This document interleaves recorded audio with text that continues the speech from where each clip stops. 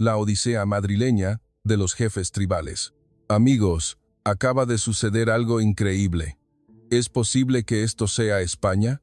Está mucho más avanzada que cualquier nación de blancos que he visto. Esas fueron las primeras palabras de Joseph Ole, el gran jefe tribal masái de 85 años, al pisar el vestíbulo del aeropuerto Adolfo Suárez Madrid-Barajas. Ole había vivido toda su vida en una aldea sin electricidad ni agua corriente. Un grupo de 8 jefes tribales de África, volando de regreso de una conferencia de la ONU en Nueva York, se vieron envueltos en un incidente de secuestro que forzó su aterrizaje de emergencia en Madrid. ¿Sabían ustedes que a los 10 minutos de pisar suelo español, estos líderes africanos, que nunca antes habían visto una carretera asfaltada, se quedaron completamente sin habla? El asombro comenzó en el aeropuerto, continuó con el sistema increíble que presenciaron en la ciudad y culminó con los sorprendentes cambios que implementaron al regresar a sus aldeas. He viajado por el mundo durante 40 años, pero nunca había visto una civilización tan perfecta. ¿Podrá nuestra aldea ser como España? La declaración del jefe Yoruba, Adeola Quinta, de 78 años, sacudió la escena política africana. ¿Qué fue lo que vieron en España? ¿Por qué estos hombres, que siempre creyeron que la civilización anglosajona, occidental, era la cúspide, comenzaron a alabar a una nación del sur de Europa? Escuchen ahora el testimonio crudo y directo de Alejandro Torres, yo, que trabajé durante 15 años en el Departamento de África de las Naciones Unidas, y fui testigo de cada instante de esta historia. Antes de empezar, si pulsan me gusta y se suscriben, me ayudarán mucho a compartir más historias sobre la profunda conexión entre España y África. Hola, soy Alejandro Torres. Durante los últimos 15 años, he trabajado en la sede de la ONU en el Departamento de África, sirviendo de enlace entre los líderes tradicionales africanos y la comunidad internacional. Con base en Nueva York, paso más de 200 días al año en el continente africano y he visitado más de 300 comunidades tribales en 45 países. Pero lo que experimenté en noviembre pasado cambió mi perspectiva de vida por completo. Aquel día, asistía a 8 líderes tradicionales africanos que participaban en la conferencia sobre la protección de los derechos indígenas en la sede de la ONU en Nueva York. De Kenia, venían el gran jefe masái Joseph Ole 85 y el anciano Kikuyu James Wanjiku. De Nigeria, el jefe Yoruba Adeola Quinta y el líder Igbo Emeka Oli. De Sudáfrica, el príncipe Zulu Zulu y el anciano Exosa Tandela. La mayoría de ellos habían pasado toda su vida en aldeas tradicionales, sin electricidad ni agua corriente. En la aldea del jefe Ole, con unos 3,000 habitantes, la carretera asfaltada más cercana estaba a 4 horas a pie, y no había señal de teléfono móvil.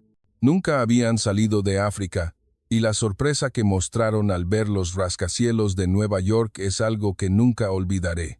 Estaban abrumados, pensando, los blancos son capaces de construir cosas tan impresionantes. La conferencia de la ONU duró 3 días, durante los cuales los jefes tribales hablaron sobre problemas de tierras y la protección de sus culturas. Especialmente aplaudido fue el discurso del jefe Ole. No es que estemos rezagados, sino que estamos construyendo una civilización diferente. La conferencia terminó, y llegó el día de regresar a África. El 15 de noviembre, a las 5 de la tarde, despegamos del aeropuerto JFK en un Airbus A380 de Emirates. Íbamos a Nairobi, Kenia, vía Dubái, y desde allí cada uno tomaría un vuelo a su región. El despegue fue normal, y los jefes se maravillaron con las nubes. El jefe Ole murmuró, «El país de Dios está tan cerca». El problema surgió alrededor de las 8 de la noche, mientras volábamos sobre el Atlántico. De repente, se escuchó un anuncio. Un avión había recibido una amenaza de bomba a bordo y debía aterrizar de emergencia en el aeropuerto más cercano. Hubo gritos entre los pasajeros, pero, sorprendentemente, los jefes tribales mantuvieron la calma. El príncipe Zulu, Un guerrero en su juventud comentó: «Hemos superado muchas crisis, esta es otra prueba». Según el comandante, el aeropuerto más cercano capaz de recibir un avión tan grande de forma segura era el Aeropuerto Internacional Adolfo Suárez Madrid-Barajas, en España. Los líderes no sabían nada de España. Al escuchar que era un país europeo, se preocuparon. ¿Nos tratarán bien en un país que no es de la gran potencia blanca que conocemos? Algunos expresaron ansiedad sobre si recibirían un servicio adecuado fuera de los países anglosajones. Yo también estaba tenso. Un cambio de destino tan repentino podría causar problemas de idioma, alojamiento y logística. Mi mayor preocupación era cuidar a estos ancianos, líderes tradicionales, de culturas tan diferentes. Pero a medida que nos acercábamos a Madrid-Barajas, la situación comenzó a desarrollarse de una manera completamente inesperada. La diferencia se sintió desde las comunicaciones con la torre de control. Hubo un protocolo especial activado al instante para los pasajeros del vuelo de emergencia, con indicaciones precisas y la promesa de personal de tierra bilingüe en la puerta. El proceso de aterrizaje fue asombroso. Una pista impecable, una guía precisa de la torre y una ruta clara hasta la puerta. Todo estaba organizado, como si el vuelo estuviera planeado. Los jefes miraban por la ventana, asombrados por la magnitud y organización del aeropuerto. Cuando la puerta del avión se abrió y cruzamos el puente hacia la terminal, la expresión de los jefes cambió. Pasada la medianoche, el aeropuerto estaba tan iluminado y funcional como de día. El personal de limpieza actuaba de inmediato, y había empleados listos para guiar a los pasajeros. Las primeras palabras del jefe Ole fueron las que cité al comienzo. «Amigos, acaba de suceder algo increíble. ¿Es posible que esto sea España? Está mucho más avanzada que cualquier nación de blancos que he visto». Fue impactante escuchar eso de alguien a quien misioneros y funcionarios europeos habían enseñado durante 85 años que solo la civilización occidental era superior. De camino a inmigración, la actitud del personal del aeropuerto fue ejemplar. A pesar de ser un grupo de africanos que llegaba sin previo aviso, no mostraron el menor signo de confusión. Nos guiaron, sistemáticamente, como si ya hubieran estado preparados. Lo que más les sorprendió fue el servicio de interpretación. Había personal bilingüe esperando, que comprendió nuestra situación y brindó apoyo óptimo. El jefe Adeola comentó que era difícil recibir ese nivel de apoyo lingüístico, incluso en la sede de la ONU en Nueva York. Noté el cuidado especial que tenían con la edad de los jefes, explicándoles todo lenta y amablemente. El personal entendió de dónde venían y por qué estaban allí, ofreciendo una atención acorde. Al notar que el jefe Ole, de 85 años, caminaba con dificultad, un empleado le consiguió una silla de ruedas de inmediato, sin que se lo pidiéramos. Este gesto de previsión conmovió profundamente a los otros jefes. Los trámites fueron rápidos, no hubo la complejidad ni las largas esperas que esperábamos. Todo fluyó perfectamente. El personal incluso nos ayudó con los formularios y se ofreció a contactar con Kenia y Nigeria, nuestros destinos originales. La orientación para el alojamiento temporal fue perfecta. Nos recomendaron varios hoteles en el distrito de Salamanca o Gran Vía con detalles sobre sus características y accesibilidad. Preguntaron sobre las restricciones dietéticas y las necesidades culturales de los líderes tradicionales africanos, e incluso nos dieron información sobre restaurantes que podían ofrecer platos con sensibilidad africana. Al salir del aeropuerto, el jefe Ole me dijo algo que todavía recuerdo. He vivido 85 años y he visto muchos países de blancos, pero nunca una organización y un cuidado humano tan perfectos. Estas personas se parecen a nosotros, pero ¿por qué están tan avanzados? De camino al hotel en el taxi, los jefes estaban absortos mirando por la ventana. A pesar de ser de noche, la ciudad estaba brillantemente iluminada y se extendían barrios residenciales ordenados.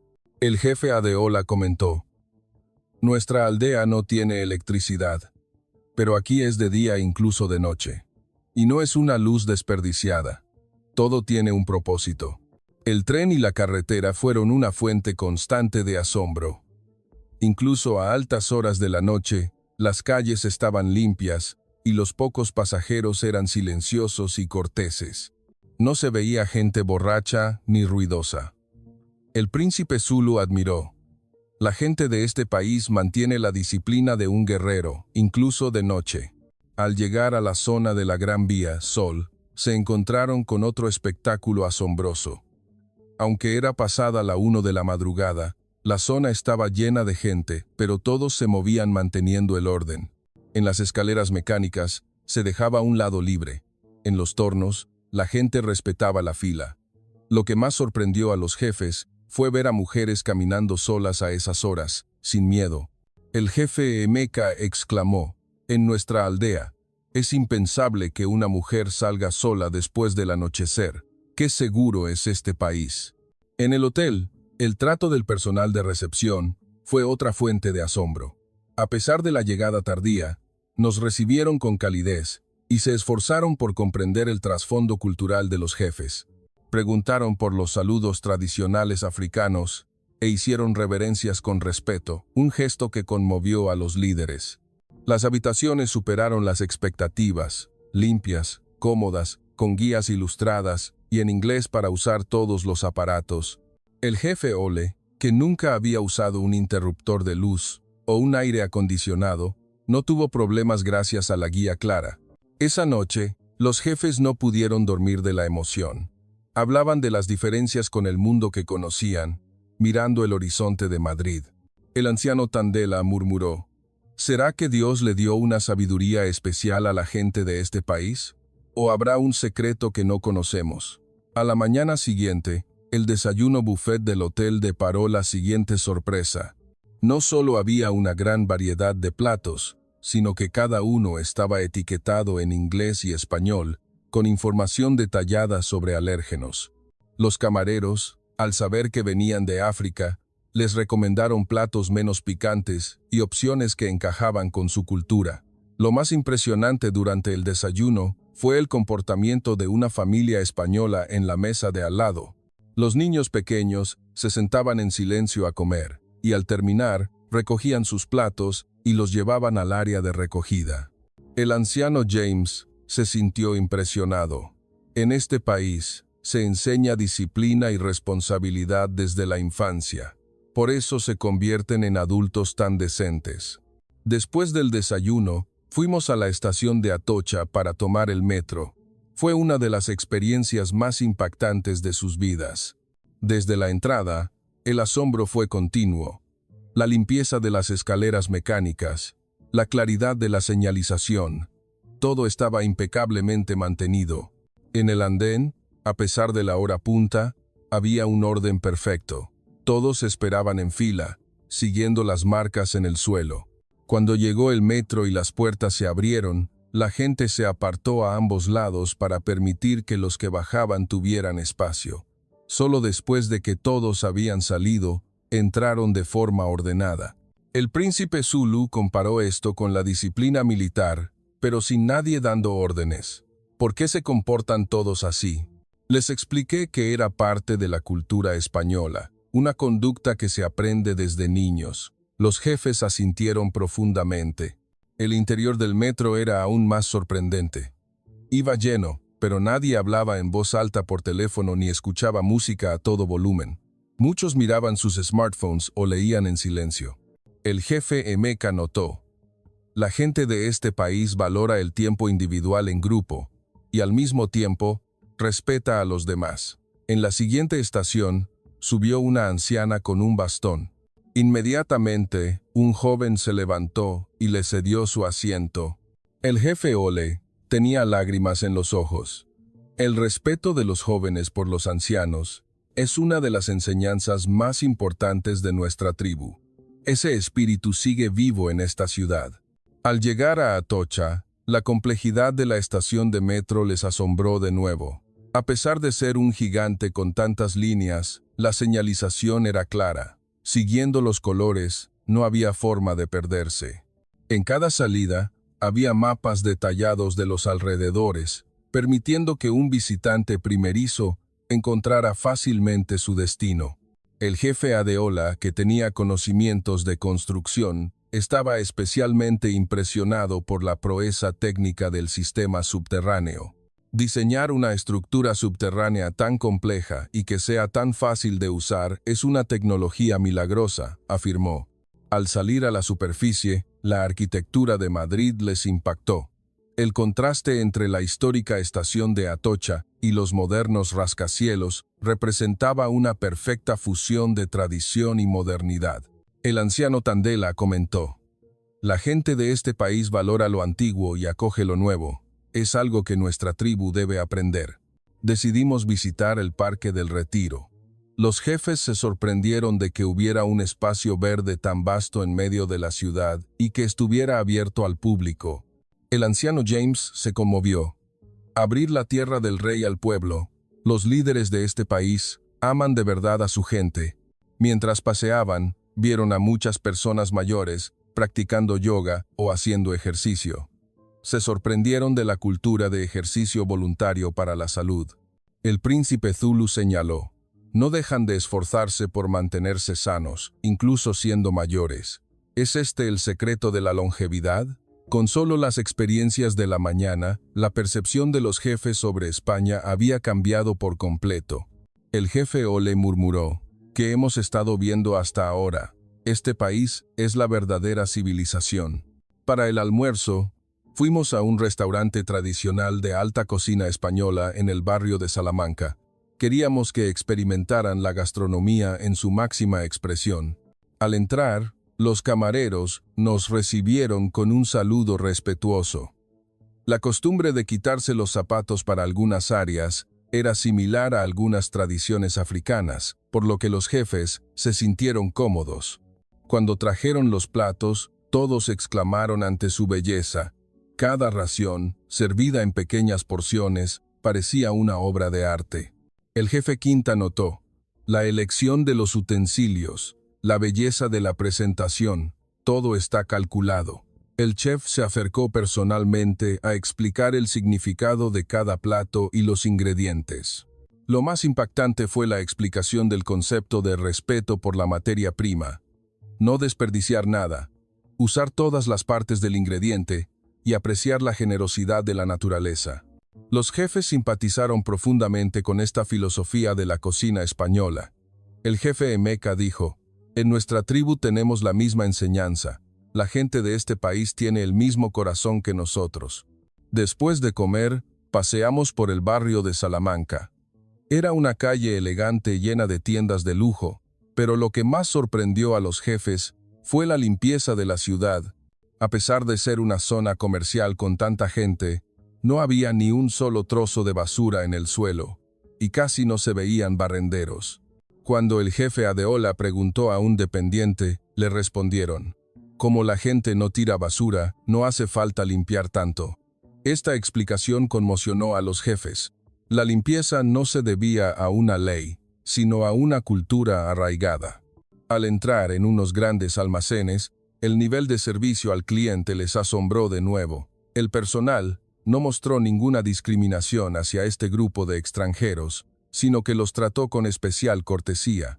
Las explicaciones eran claras y no les presionaron para comprar, solo les ofrecieron lo que realmente les gustaba. El momento más conmovedor fue cuando el jefe Ole encontró un artículo similar a la vestimenta sagrada Masái. La dependienta preguntó por el significado cultural del artículo, se interesó por la cultura Masái y le dijo: «Su cultura es maravillosa.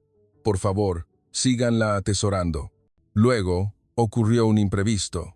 El anciano Tandela se quejó de un dolor en el pecho y se desplomó. La edad y el agotamiento del largo viaje parecían haber afectado su corazón. Llamamos rápidamente al 112. Sorprendentemente, la ambulancia llegó en menos de 5 minutos. En una zona tan concurrida de Madrid, la rapidez de la respuesta asombró a todos los jefes. En las capitales africanas, era normal esperar 1 hora o más por una ambulancia. Esta velocidad era increíble. También les impresionó La profesionalidad de los paramédicos. Al llegar, evaluaron rápidamente al paciente y comenzaron el tratamiento adecuado. Actuaron con cuidado y rapidez, considerando la edad del paciente, colocándole una máscara de oxígeno y realizando un electrocardiograma. Uno de los paramédicos explicó la situación en inglés, lo que nos tranquilizó a todos. El interior de la ambulancia estaba lleno de equipos médicos de última generación. Podían monitorizar continuamente el estado del paciente y comunicarse con el hospital durante el trayecto. El príncipe Zulu comentó que era un hospital en movimiento. Al llegar al hospital universitario, el sistema de urgencias les sorprendió de nuevo. A pesar de ser un paciente extranjero, lo atendieron de forma organizada y sin pánico. En recepción, una persona que hablaba inglés se encargó de los trámites del seguro internacional con rapidez. Lo más impresionante fue la respuesta del médico. Un cardiólogo lo examinó directamente y explicó la situación en un inglés fluido. Las pruebas fueron rápidas. Electrocardiograma, análisis de sangre y ecocardiograma se completaron en menos de una hora. Les sorprendió que se pudiera realizar un ecocardiograma en urgencias de inmediato, algo que a veces requería semanas de espera en África. Afortunadamente, los resultados no fueron graves. Se diagnosticó una arritmia temporal causada por el agotamiento del viaje y el estrés, que podía controlarse con medicamentos y descanso. El médico sugirió que se quedara un día más en observación, dada su edad.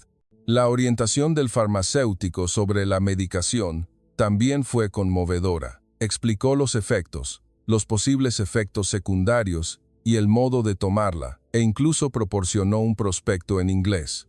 Además, les recetó una reserva de medicamentos para que pudieran seguir tomándolos al regresar a África, un gesto que los jefes agradecieron profundamente.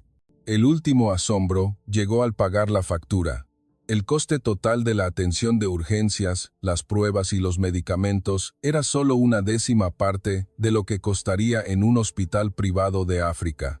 No hubo ningún cargo adicional por ser extranjeros, e incluso se redujeron algunos costes por la edad del paciente. Al salir del hospital, el jefe Ole hizo una observación conmovedora. En este país, uno no tiene que temer enfermar. Los pobres y los ricos reciben la misma calidad de atención médica.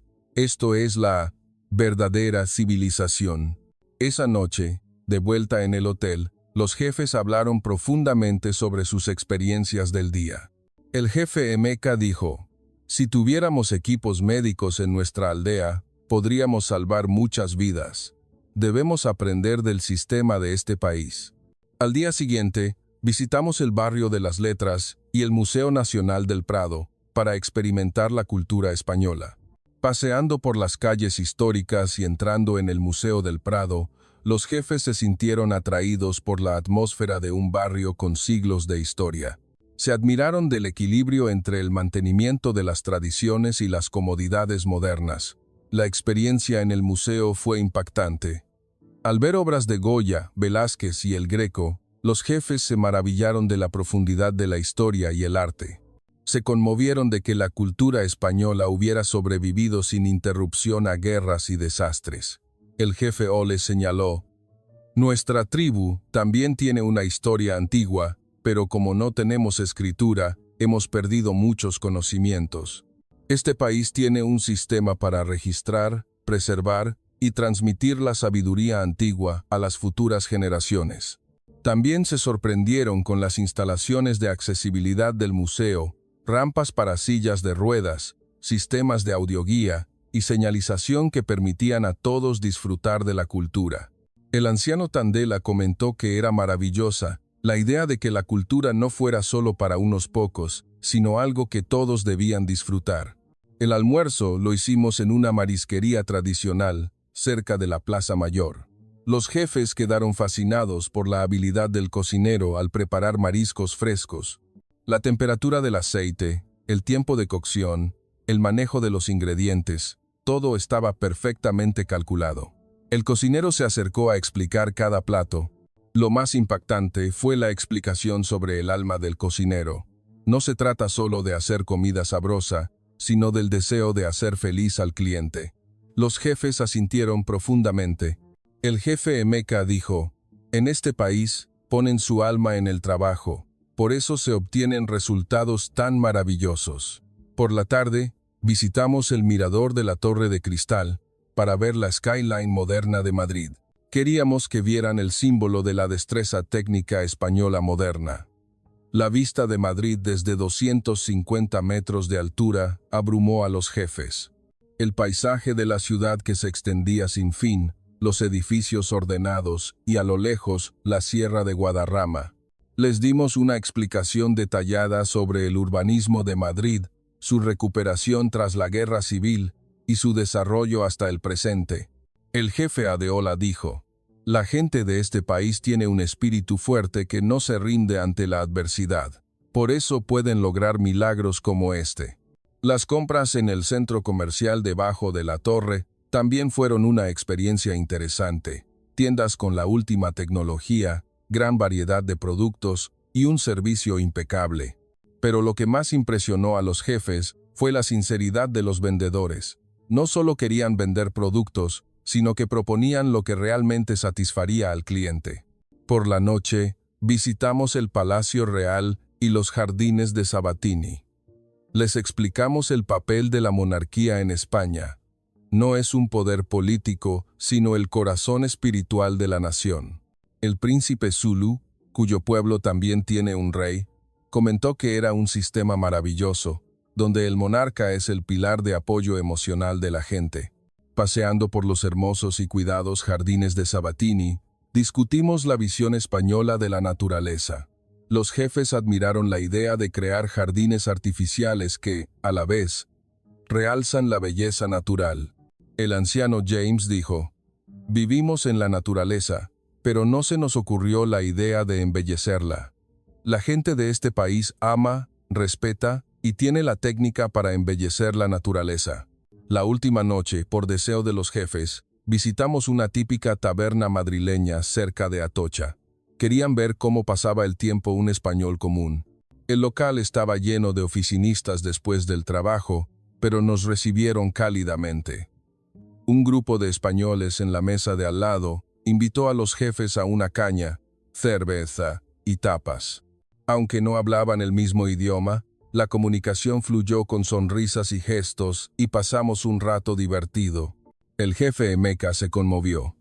Aunque los idiomas sean diferentes, los corazones pueden comunicarse. La gente de este país es realmente cálida. Llegó la mañana de la partida. De camino a Barajas, los jefes reflexionaron sobre los 3 días en España. El jefe Ole prometió, «Definitivamente, llevaré lo que he aprendido de este país a nuestra aldea y se lo contaré a todos». En el aeropuerto, los jefes me expresaron su gratitud. «Estos 3 días han cambiado nuestra visión de la vida. Encontramos la clave para el futuro de nuestra aldea. Nunca olvidaremos España», me dijeron. Al despedirnos en la puerta de embarque, el jefe Ole me estrechó la mano con firmeza y me dijo algo inolvidable. «Su país es una verdadera civilización. Nosotros también queremos aspirar a la armonía española entre la tecnología y la tradición, el desarrollo y la naturaleza, el individuo y la comunidad». Mientras veía despegar el avión, me sentí profundamente conmovido. Había presenciado un momento en el que personas con diferentes idiomas y culturas se entendían de corazón.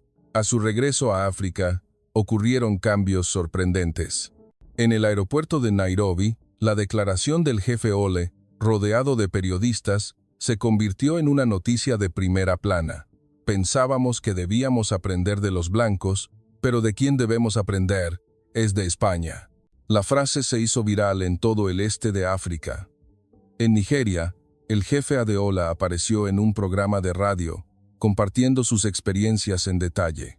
Lo que dijo sobre la excelente sanidad pública y la maravillosa infraestructura urbana conmocionó a muchos nigerianos. El gobierno tomó nota y se formó un equipo para estudiar el modelo de desarrollo urbano español. En Sudáfrica, el testimonio del príncipe Zulu llenó la portada de un periódico con el titular «El país sin armas era el más fuerte». El artículo informaba sobre la disciplina cívica y la estabilidad social en España. La noticia se difundió en las redes sociales, y el interés de los jóvenes por España aumentó rápidamente. Pero el cambio más significativo ocurrió en las aldeas de los jefes. El jefe Ole informó detalladamente de su experiencia en la Asamblea de Ancianos Masái. Hizo hincapié en la importancia de la educación y en la construcción de una sociedad disciplinada. A raíz de este informe, la aldea inició un programa de mejora de la alfabetización y una campaña de limpieza del entorno. En la aldea Igbo del jefe MK, comenzaron a estudiar la introducción de técnicas agrícolas españolas. Se planificó enviar expertos agrícolas a España para aprender a usar la tierra de forma eficiente y cultivar cosechas de alta calidad. 6 meses después, llegó una noticia increíble. El jefe Ole quería visitar España de nuevo con 5 jóvenes de su aldea. Esta vez, no era turismo, sino para aprender seriamente sobre la tecnología agrícola y el sistema educativo españoles. Los jóvenes llegaron transformados. Habían estudiado español básico desde la última visita y podían decir saludos y palabras de agradecimiento en el idioma. Sus ojos brillaban de esperanza. Al visitar un centro de tecnología agrícola en Huelva, los jóvenes quedaron fascinados por el cultivo hidropónico, la mejora de semillas y los sistemas de riego eficientes, una técnica para obtener el máximo rendimiento en tierras limitadas. Al visitar una escuela rural en Castilla y León, experimentaron la excelencia del sistema educativo, la disciplina, el entorno de aprendizaje, la iniciativa de los estudiantes y la dedicación de los profesores. Todo era un nuevo descubrimiento para ellos. A su regreso, estos jóvenes lideraron un gran cambio en la aldea. Gracias a la tecnología agrícola aprendida, el rendimiento de los cultivos aumentó un 30% y la reforma de la conciencia educativa mejoró significativamente la alfabetización. Este éxito se extendió a otras tribus y el número de becarios africanos en España aumentó drásticamente. El gobierno de Kenia firmó un acuerdo de cooperación agrícola con España y el gobierno de Nigeria solicitó apoyo español para el desarrollo de infraestructuras urbanas. Un año después, tuve la oportunidad de visitar África de nuevo. Me asombró el cambio en la aldea del jefe Ole. Se había instalado un equipo de energía solar en el centro de la aldea y tenían acceso a agua limpia. Los niños iban a la escuela con disciplina y toda la aldea estaba llena de vitalidad. El jefe Ole me llevó a la escuela de la aldea. Allí había una pancarta que decía: «Aprendamos de España». Los niños habían aprendido saludos a la española y limpiaban el aula ellos mismos. Lo más conmovedor fue una canción compuesta por los jóvenes de la aldea. La letra, que hablaba de la experiencia en España, decía: «Hagamos un pueblo hermoso con el corazón que aprendimos de una tierra lejana». La canción se convirtió en el himno oficial de la aldea y se extendió a otras tribus. En la aldea del jefe Emeka, el cultivo de hortalizas con semillas traídas de España fue un éxito. El aumento de la cosecha mejoró drásticamente la situación económica y la nutrición de los niños. Los aldeanos expresaban su gratitud a la tecnología española. En la aldea del jefe Adeola, un grupo de jóvenes realizaba una campaña de limpieza semanal al estilo español. Esta iniciativa mejoró significativamente las condiciones sanitarias de la aldea y redujo la incidencia de enfermedades. Estos ejemplos de éxito se extendieron por toda África y se convirtieron en un modelo español. En la Conferencia de la Unión Africana se discutió la cooperación al desarrollo española, y más países quisieron fortalecer sus lazos con España. 2 años después, recibí una carta del jefe Ole. Me informaba de que se había construido una pequeña biblioteca en la aldea con libros sobre España y materiales de tecnología agrícola. También me daba la feliz noticia de que uno de los jóvenes de la aldea había sido aceptado para estudiar en una universidad española. Al final de la carta, decía: «Ese encuentro de 3 días cambió el destino de nuestra aldea. Lo que aprendimos de España no fue solo tecnología, fue la importancia de la compasión, la disciplina y el mantenimiento de la esperanza». Nuestros hijos ahora estudian, creyendo en un futuro brillante. Muchas gracias. Hoy sigo visitando África con regularidad y manteniendo el contacto con los jefes tribales. Me enorgullece que ese encuentro casual se haya convertido en un puente entre África y España que ha cambiado la vida de muchas personas. De los jefes tribales aprendí que la verdadera civilización no reside solo en los rascacielos o la tecnología más reciente. La verdadera civilización es el corazón compasivo, el espíritu de respeto mutuo y la actitud de no perder la esperanza y seguir esforzándose. Estos valores, que tiene España, han echado raíces en la lejana tierra africana y están floreciendo maravillosamente.